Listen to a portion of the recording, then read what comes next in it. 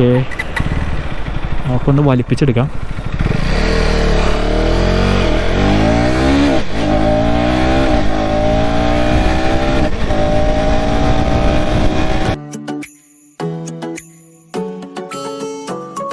അപ്പോൾ ഗായ്സ്, ഇതാണ് പുതിയ ട്യൂബ് 250യുടെ പുതിയ കളറ്. ആ ഒരു വൈറ്റും ഓറഞ്ചും ഉണ്ടായിരുന്നില്ലേ, അത് ഏറെക്കുറെ നിർത്തിയ സ്കീമാണ്. സോ ഞാൻ ആദ്യം പറഞ്ഞു സീറ്റ് ഹൈറ്റ് വളരെ കുറവാണ്. ഇത് നോക്കി, പ്ലാന്റ് ഫുട്ടും കഴിഞ്ഞിട്ട് മുട്ടും മടങ്ങിയാണ്ടിരിക്കണേ. നമുക്ക് ഞാൻ പറഞ്ഞു 820 mm ഒരു സീറ്റ് ഓപ്ഷൻ ഉണ്ട്. അത് സസ്പെൻഷൻ അല്ല കൂട്ടുന്നത്, മറിച്ച് സീറ്റിൻ്റെ ഹൈറ്റ് കൂട്ടും. സോ നിങ്ങൾക്ക് ഈ പ്ലാന്റ് ഫുട്ടൊക്കെ കാണുമ്പോൾ ഭയങ്കര ബോറായിട്ട് തോന്നുന്നുണ്ട്, നിങ്ങൾക്ക് അത്യാവശ്യം ഇങ്ങനെ മുട്ടൊക്കെ നിവർന്നിരിക്കണതാണ് ഇഷ്ടമെങ്കിൽ നിങ്ങൾക്ക് ആ സീറ്റ് KTM തന്നെ ഓപ്റ്റ് ചെയ്യാം. സോ ഇതാണ് ഓവറോൾ കയറുന്നിട്ടുള്ള വ്യൂ. എർഗണോമിക്സ് ഞാൻ കാണിച്ചു തരാം. ഫുഡ് പെക്സ് കുറച്ചൊന്ന് റിയർ സെറ്റാണ്, കുറച്ചല്ല റിയർ സെറ്റാണ്. ഹാൻഡിൽ ബാർ ഒടുക്കത്തെ അപ്രേറ്റ് അല്ല, ഒടുക്കത്തെ അപ്രേറ്റ് എന്ന് പറഞ്ഞാൽ നമ്മളിങ്ങനെ ഇരിക്കും. ഇത് ഏകദേശം ഇത് കണ്ടോ, കുറച്ചൊന്ന് സ്പോട്ടിയറാണ്.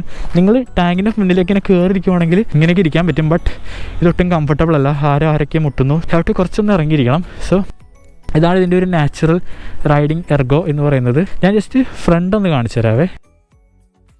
പറയണം, ചിലവർക്ക് ആ പഴയതാണ് ഇഷ്ടപ്പെട്ടത്, എനിക്കും പഴയത് ഇഷ്ടം. അതിൻ്റെ റീസൺ എന്ന് പറഞ്ഞു കഴിഞ്ഞാൽ പഴയതിൻ്റെ ഈ ഒരു സെക്ഷനിലെ അത് കുറച്ച് ചെറുതാണ്. സോ ഓവറോൾ ഹെഡ് ഭയങ്കര കുഞ്ഞായിട്ട് തോന്നുമായിരുന്നു പഴയ ഡ്യൂക്ക് 250യുടെ. ഈ ടാങ്ക് എക്സ്റ്റൻഷൻ വരുമ്പോഴത്തേക്കും കാണാൻ ഭംഗിയായിരുന്നു.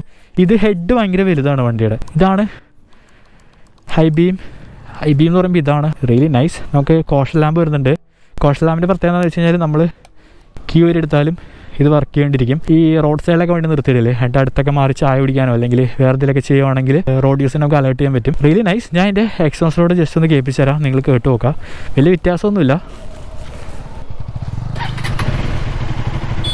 പഴയതിന് സ്ലിപ്പ് ഓൺ എക്സോസ് വന്നുകൊണ്ടിരുന്നത്, ഇതിനങ്ങനെ സ്ലിപ്പ് ഓൺ എക്സോസ് ഇല്ല, അണ്ടർബില്ല വരുന്നത്. അത് കൂടാണ്ട് തന്നെ ഹെഡ് വ്യത്യാസമുണ്ട്. ഇതിന് നമുക്ക് SOC വരുന്നത്, മറ്റേന് DOC വരുന്നത്.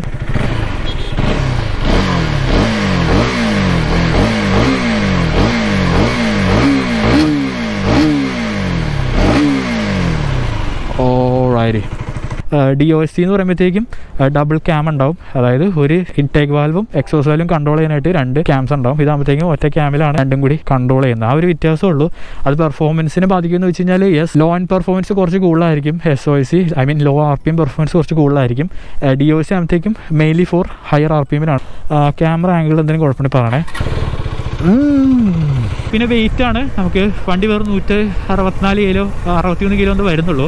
But feels extremely light. വണ്ടി ഭയങ്കര ബാലൻസ്ഡ് ആണ്. ഷാസി പറയണം, എൻജിൻ നല്ല പെർഫെക്റ്റ് ബാലൻസ്ഡ് ആണ്. നമുക്ക് ഒരു സ്ഥലത്തേക്കോ വെയിറ്റ് കൂടുതലുള്ള പോലെ തോന്നുന്നില്ല. സോ അത് പറയാൻ റീസൺ വണ്ടി ഓൾമോസ്റ്റ് ഒരു ബിഗിനർ ഫ്രണ്ട്ലി എന്ന രീതിയിലാണ് സെറ്റ് ചെയ്ത് വെച്ചേക്കുന്നത്. ഞാൻ ആ വീഡിയോയിൽ പറഞ്ഞു this feels less aggressive than the Duke 200. 200ൻ്റെ ആ ഒരു അഗ്രഷൻ ഉണ്ടല്ലോ, ഒരു എക്സ്പ്ലോസീവ് പവർ, അത് ആ ഒരു നേച്ചർ ഈ വണ്ടിക്കില്ല. ഇത് ഭയങ്കര ഒരു എന്താ പറയുക, കാം ആൻഡ് മെച്ചുവേർഡാണ്. നിങ്ങളൊരു മെച്ചുവേർഡ് ആയിട്ടുള്ള KTM നോക്കുന്നുണ്ടെങ്കിൽ ഈ വണ്ടി എന്തായാലും നിങ്ങൾക്ക് കൺസിഡർ ചെയ്യാം. അങ്ങനെ വലിച്ച് എടുത്തുകൊണ്ടുള്ള രീതിയിലുള്ള പവറോ കാര്യങ്ങളൊന്നും വണ്ടിക്കില്ല. ബട്ട് അതുണ്ട്, അതിരിക്കുന്നത് ഹയർ RPM മാത്രം. നിങ്ങൾക്ക് വലിപ്പിച്ച് ഓടിക്കണം എന്നുണ്ടെങ്കിൽ നിങ്ങൾ റിങ് ചെയ്ത് പിടിക്കുക. അറൗണ്ട് I think 6000 RPM-ന് ശേഷമാണ് ഇതിൻ്റെ ഒരു എക്സ്പ്ലോസീവ് നേച്ചർ ഇരിക്കുന്നത്. അതിൻ്റെ താഴെ വണ്ടി ഭയങ്കര കാമാണ് ആൻഡ് ക്വയറ്റ്, അത് പറയണം. പിന്നെ നമുക്ക് ഈ വണ്ടിക്ക് ക്വിക്ക് ഷിഫ്റ്ററും കാര്യങ്ങളൊക്കെ വരുന്നുണ്ട്. ക്വിക്ക് ഷിഫ്റ്റർ പ്ലസ് ആണ്, വിച്ച് മീൻസ് നമുക്ക് അപ്പ് ആൻഡ് ഡൗൺ ചെയ്യാനായിട്ട് പറ്റും ക്ലച്ച്ലെസ് ആയിട്ട്. എന്നോട് ചോദിക്കുകയാണെങ്കിൽ ഇങ്ങനത്തെ ചെറിയ വഴിയിൽ ഇതധികം വർക്ക് ചെയ്യുന്നില്ല, ചെറിയൊരു ജെർക്കിങ് പോലെ തോന്നുന്നുണ്ട്. You have to be in around 3500 and 4000 അതിൻ്റെ ഇടയിൽ നിന്നാലേ ആ ഒരു ക്വിക്ക് ഷിഫ്റ്റർ ശരിക്കും നിങ്ങൾക്ക് എൻജോയ് ചെയ്യാൻ പറ്റുള്ളൂ. അല്ലെങ്കിൽ ചെറിയൊരു ക്ലങ്കിനെസ് പോലെ തോന്നാൻ ചാൻസ് ഉണ്ട്. സോ ഇങ്ങനെയുള്ള റെഗുലർ യൂസിൽ നോക്കുവാണെങ്കിൽ വലിയ ഗുണമൊന്നുമില്ലെന്നാണ് തോന്നുന്നത്. ഞാൻ നോക്കട്ടെ, ക്വിക്ക് ഷിഫ്റ്റർ ഓൺ ആണോ നോക്കട്ടെ വണ്ടിയുടെ. ഇനി ഐ കാനോട്ട് ആക്സസ്, വണ്ടി ഓൺ ദ ഗോയിൽ ആക്സസ് ചെയ്യാൻ പറ്റില്ലെന്ന് തോന്നുന്നത്. നമുക്ക് നിർത്തിയിടണം. ഈ സെറ്റിങ്സ് ആക്സസ് ചെയ്യണമെങ്കിൽ വണ്ടി നിർത്തിയിടണം. നിർത്തിയിട്ട് ക്വിക്ക് ഷിഫ്റ്റർ ഹൈ വരെ നമുക്ക് കാണിച്ചു തരാം കേട്ടോ. പിന്നെ ഓവറോൾ ഇപ്പോൾ നോക്കിയേ, ട്രാക്ടബിലിറ്റി പോയിന്റ് ഓഫ് വ്യൂ നോക്കുകയാണെങ്കിൽ ഞാനിപ്പോൾ 5th 40th ചെയ്യുന്നത്. It's okay. ചെറിയ വൈബ്രേഷൻ ഹാൻഡിൽ ചെയ്യുന്നുണ്ട്. അത് മാറ്റിയെടുത്ത് കഴിഞ്ഞാൽ ഇറ്റ് ഫീൽസ് വെരി എന്താ പറയുക, ഭയങ്കര നാച്ചുറലായിട്ട് ഫീൽ ചെയ്യുന്നുണ്ട്. ഒരു KTM ആണ് ഓടിക്കുന്നത് എന്നുള്ളൊരു ഫീല് വരുന്നില്ല.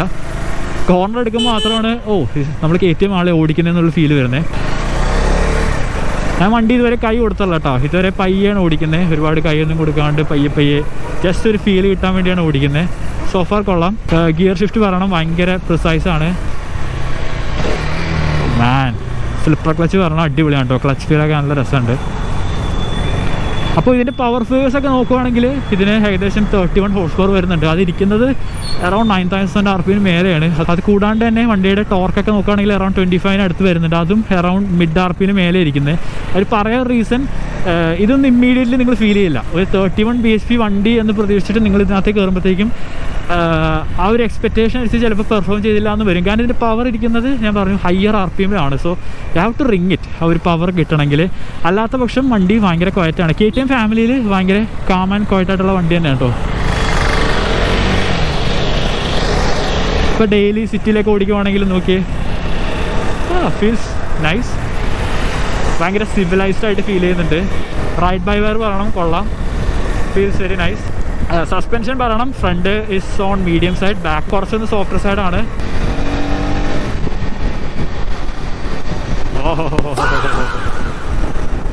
ഇപ്പോൾ നമ്മളിത് ഫ്യൂവലൊക്കെ അടിച്ചു. ഞാനിപ്പോൾ നിർത്തിയിടാൻ കാര്യം ക്വിക്ക് ഷിഫ്റ്ററൊക്കെ ഓൺ ദ ഗോ ഓഫ് ചെയ്യാൻ ഓൺ ചെയ്യാനും പറ്റില്ല കേട്ടോ. ഇനി നമുക്ക് വണ്ടിയുടെ ഹൈവേ പെർഫോമൻസ് നോക്കാം. ഇനി ജെറ്റ് റൈഡ് ആയിരിക്കും ഇനി അങ്ങോട്ട്. Powerful people.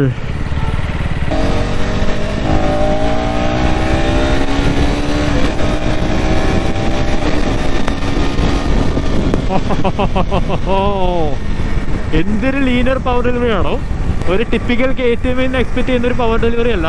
നമ്മൾ നോർമൽ KTM എക്സ്പെക്ട് ചെയ്യുന്നത് വെച്ച് കഴിഞ്ഞാൽ എക്സ്പ്ലോസീവ് പവറാണ്. ഒരു 2000 RPM അല്ലെങ്കിൽ 3000 RPM വരെ പയ്യെ പോയിട്ട് പെട്ടെന്ന് RPM കയറുന്ന പോലെയാണ്. ഇതങ്ങനെയല്ല. ഇത് ഭയങ്കര ഗ്രാജുവലി ഭയങ്കര ലീനറായിട്ടാണ് അവർ 31 PS തരുന്നത്. പേടിപ്പിക്കുന്ന രീതിയിലൊന്നുമില്ലെന്നാണ് പറഞ്ഞാൽ ഉദ്ദേശിച്ചത്. നേരത്തെ ഒരു വീഡിയോയിൽ പറഞ്ഞിട്ടുണ്ട് ഇത് എനിക്ക് ഡ്യൂക്ക് 200-ലും ഒരു ബിഗിനർ ഫ്രണ്ട്ലി ആയിട്ടാണ് തോന്നുന്നത് ഈ ഒരു വണ്ടി. പറയാൻ കുറേ റീസൺ ഉണ്ട്. ഒന്നതിൻ്റെ ഞാൻ പറഞ്ഞു പവർ ഇരിക്കുന്ന രീതിയാണ്. ഒരുപാട് പേടിപ്പിക്കുന്ന രീതി, അല്ലെങ്കിൽ എക്സ്പ്ലോസീവ് ആയിട്ടുള്ള പവർ ഇല്ല വണ്ടിക്ക്, ബട്ട് സ്റ്റിൽ പവർഫുൾ ആണ്. അത് കൂടാണ്ട് തന്നെ ഇതിൻ്റെ ഗിയറിങ് കമ്പയർ ടു ഡ്യൂക്ക് 200 ഇത് അത്ര ഒരു ഷോർട്ട് ഗിയറായിട്ട് തോന്നുന്നില്ല. ഡോണ്ട് ഗെറ്റ് മീ റോങ്, ഇത് സ്റ്റിൽ ഷോർട്ട് ഗിയറാണ് compare to other 250cc motorcycle. But Duke 200 160 വെച്ച് നോക്കുമ്പോഴത്തേക്ക് അത്ര ഒരു ഷോർട്ടർ ഗിയറായിട്ട് തോന്നുന്നില്ല. ഈ വണ്ടി ആക്ച്വലി കമ്പയർ ടു Gen 2 അവർ ഗിയറിങ്ങിൻ്റെ ഇന്റേണൽസ് മാറ്റിയിട്ടുണ്ട്. അതുകൂടാണ്ട് തന്നെ സ്പ്രോക്കറ്റ് സൈസും വ്യത്യാസമുണ്ട്. പിന്നെ മൈലേജ് ഒക്കെ നോക്കുവാണെങ്കിൽ ഹൈവേയിൽ ഇതുപോലെയൊക്കെ ഞാൻ ഓടിക്കുകയാണെങ്കിൽ 5th ഗിയറിൽ 67 ഒക്കെ അടിച്ചിങ്ങനെ ക്രൂസ് ചെയ്യുകയാണെങ്കിൽ അറൗണ്ട് 35 അടുത്ത് വരെ കിട്ടും. അതല്ല നിങ്ങൾ ഭയങ്കര അഗ്രസീവായിട്ട് ആ ഒരു 31 PS ഹണ്ട് ചെയ്ത് 7000 RPM വരെ വലിപ്പിച്ച് ഓടിക്കുകയാണെങ്കിൽ വണ്ടി 28 വരെ പോകാൻ ചാൻസ് ഉണ്ട്. പിന്നെ KTM എന്ന് അറിയാൻ സാധിച്ചത് ഇപ്പോൾ ബജാജ് ആണല്ലോ ഇതിൻ്റെ ഓണർ. അതുകൊണ്ട് തന്നെ നമുക്ക് സർവീസ് കോസ്റ്റിൽ നല്ലൊരു കുറവ് വന്നിട്ടുണ്ടെന്നാണ് അറിയാൻ സാധിച്ചത്. കാരണം സ്പെയർ പാർട്സിൻ്റെയൊക്കെ വില കുറഞ്ഞിട്ടുണ്ട്. അതൊരു ഗുഡ് ന്യൂസ് ആണ് കൺസ്യൂമറിനെ സംബന്ധിച്ചോളം. കാരണം ഒരുപാട് അഫോർഡബിൾ ആയിട്ടുള്ള പ്രൈസിൽ നമുക്ക് വണ്ടി സർവീസ് എടുക്കാനായിട്ട് പറ്റും. നമുക്കിതിൻ്റെ ഓൺ റോഡ് കൊച്ചിയിൽ വരുന്നത് ഏകദേശം 2,77,000 രൂപയാണ്. പാക്കേജും കാര്യങ്ങളൊന്നും ഇല്ലാണ്ട് നമുക്ക് ഏകദേശം ഒരു 35 രൂപ ഡൗൺ ഒക്കെ അടിച്ചു കഴിഞ്ഞാൽ ഈ ഒരു വണ്ടി ഇറക്കാം. ഇത് കൂടാണ്ട് തന്നെ ഇതിൻ്റെ ഒരു അഡ്വഞ്ചർ മോഡലുണ്ട് ADV 250 എന്ന് പറയുന്നത്. ആ മോഡലാകുമ്പോഴത്തേക്ക് നമുക്ക് 3,13,000 രൂപ വരുന്നുണ്ട്. ഏകദേശം ഇതിനേലും ഓൾമോസ്റ്റ് 40,000 റുപ്പീസിന് അടുത്ത് വരുന്നുണ്ട്. സോ നിങ്ങൾക്ക് കംഫർട്ട് വേണമെന്നുണ്ടെങ്കിൽ നിങ്ങൾ കുറച്ചും കൂടി ADV 250ലേക്ക് പോവാം. അതിൻ്റെ റീസൺ എന്ന് പറഞ്ഞു കഴിഞ്ഞാൽ ഞാൻ പറഞ്ഞു ഇതിൻ്റെ എഞ്ചിൻ ക്യാരക്ടറിക്സ് പറഞ്ഞു. ഭയങ്കര കാമറാണ്, ഭയങ്കര മെച്ചുവേർഡാണ്. ഈ ഒരു എഞ്ചിൻ കുറച്ചും കൂടി ഫിറ്റ് ചെയ്യുന്നത് ഒരു അഡ്വഞ്ചർ വണ്ടിക്കാണ് എന്നാണ് പറഞ്ഞു വരുന്നത്. സോ നിങ്ങൾ ആ ഒരു ജോണ നോക്കുന്നുണ്ടെങ്കിൽ എന്തുകൊണ്ട് അഡ്വഞ്ചർ 250 നിങ്ങൾക്ക് നന്നായിട്ട് സ്യൂട്ട് ചെയ്യും. സോ കുറച്ചും കൂടി സൈസിലാണെങ്കിലും കുറച്ച് വലിയ വണ്ടിയായിരിക്കും. പിന്നെ കുറച്ചും കൂടി സീറ്റ് കംഫർട്ട് ഉണ്ട്, ഹാൻഡിൽ കുറച്ചും കൂടി അപ്രൈറ്റ് ആണ്. സോ നിങ്ങൾക്ക് അതും നോക്കാവുന്നതാണ്. ക്വിക്ക് ഷിഫ്റ്റർ കൊള്ളാട്ടോ. അതെ, ഇപ്പോൾ ക്വിക്ക് ഷിഫ്റ്റർ അടിച്ച് കാണിച്ചു തരാം. ഓ ഫീൽസ് ബട്ടർ സ്മൂത്ത് മാൻ.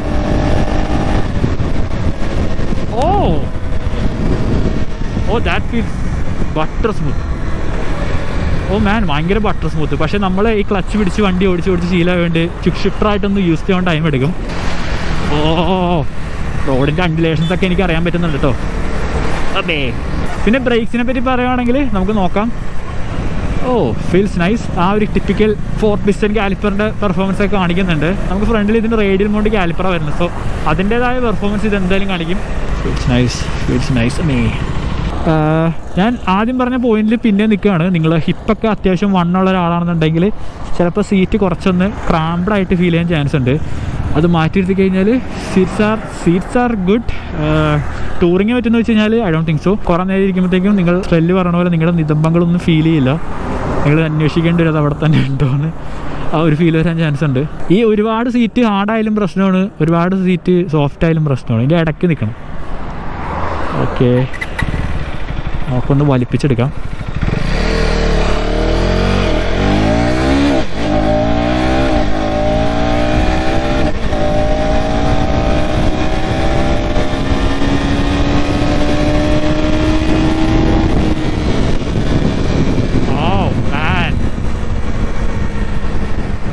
ഷിഫ്റ്റർ കൊള്ളാട്ടോ. ക്വിക്ക് ഷിഫ്റ്റർ ശരിക്കും ഹയർ RPM വേറെ ലെവല്, ഭയങ്കര സ്മൂത്ത്. ലോവർ RPM എനിക്ക് അത്ര അങ്ങോട്ട് തോന്നിയില്ല. ഹയർ RPM ചെക്കൻ വെറുതെ പൊളി. പിന്നെ വണ്ടിക്ക് റൈഡ് വയർ വരുന്നതുകൊണ്ട് തന്നെ 2 മോഡ് വരുന്നുണ്ട്, ഒന്ന് സ്ട്രീറ്റും ഒന്ന് ട്രാക്കും. എനിക്ക് വലിയ വ്യത്യാസമൊന്നും തോന്നിയില്ല. ട്രാക്ക് ഇടുമ്പോൾ ഈ കൺസോളൊന്ന് മാറും, വേണമെങ്കിൽ കാണിച്ചു തരാം. നമ്മളിപ്പോൾ റൈഡ് മോഡ് 2. ഓ ഷിറ്റ്, നിങ്ങളിതൊക്കെ ഒന്ന് ശ്രദ്ധിക്കണം. ഇങ്ങനെ ടൈറ്റ് ട്രാഫിക് കിടക്കുമ്പോഴത്തേക്ക് നിങ്ങൾ കൺസോളിൽ ടോഗിൾ ചെയ്തിരിക്കുക. ഈ TFT എന്നൊക്കെ പറയണത് ചില സമയത്ത് ക്യാൻ ബി ഡിസ്ട്രാക്റ്റിംഗ്. ഇപ്പോൾ നമ്മൾ ട്രാക്ക് മോഡ് ഇട്ടു, ഇത് കണ്ടോ കൺസോളൊന്ന് മാറി. അത് മാറ്റിയിട്ട് കഴിഞ്ഞാൽ എനിക്ക് പവറിലോ കാര്യങ്ങളൊന്നും വ്യത്യാസം തോന്നല്ല. ABSന്റെ സെൻസിറ്റിവിറ്റി ചെറിയ വ്യത്യാസം ഉണ്ടാവുമായിരിക്കും.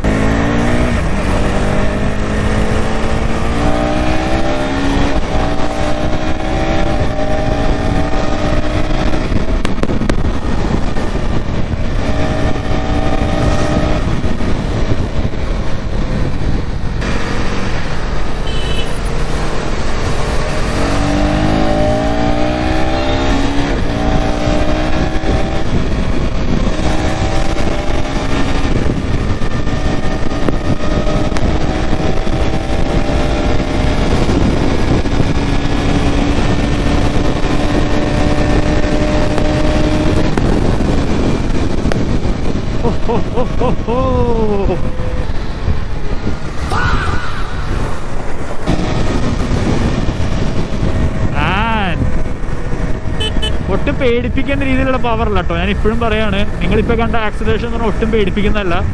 ഭയങ്കര ഇറായിട്ട് 120 ഹൈറ്റ് ഒന്നും കയറി നമ്മൾ അറിയാൻ കൂടി ഇല്ല.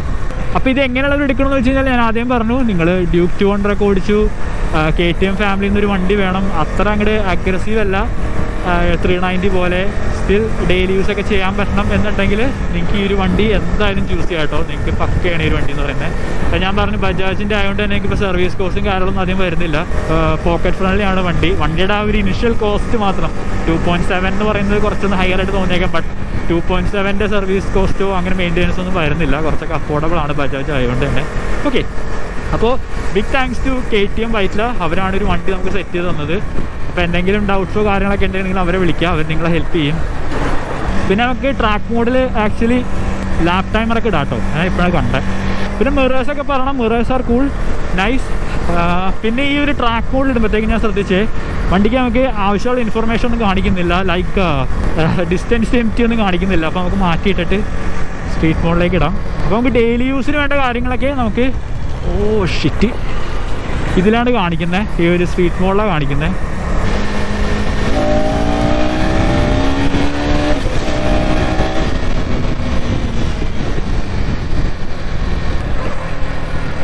നിങ്ങൾ ക്വിക്ക് ഷിഫ്റ്റ് ഡൗൺ ചെയ്യുമ്പോൾ വിളിപ്പിയല്ലേ കേട്ടോ.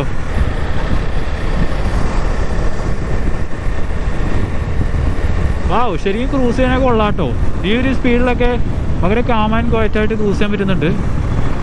ഡാർക്ക്.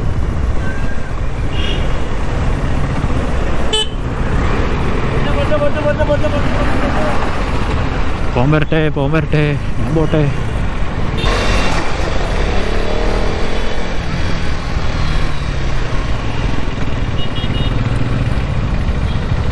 പോടെ ഒന്ന്.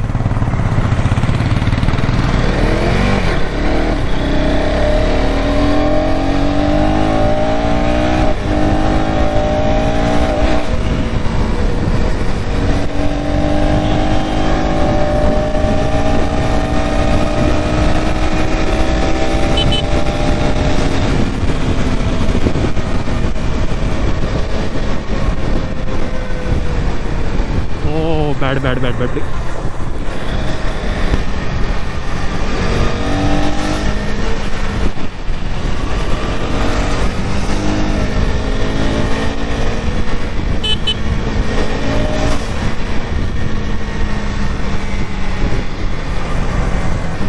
അപ്പോൾ ഗായ്സ്, അത്രയൊക്കെ തന്നെയുള്ള വീഡിയോ. ജസ്റ്റ് നിങ്ങൾ ഈ കളർ ഒന്ന് അവതരിപ്പിക്കുക, പിന്നെ ജസ്റ്റ് ഒരു ഷോർട്ട് റൈഡ് എടുക്കുക, അത്ര ഉദ്ദേശമുള്ളൂ. നമുക്ക് വളരെ കുറച്ച് ടൈമേ വണ്ടി കിട്ടിയുള്ളൂ. സോ കംപ്ലീറ്റ് അങ്ങോട്ട് എക്സ്പ്ലോർ ചെയ്യാൻ കിട്ടിയില്ല. അപ്പോൾ അടുത്തൊരു വീഡിയോ കാണുന്നവരെ ബൈ, cheers.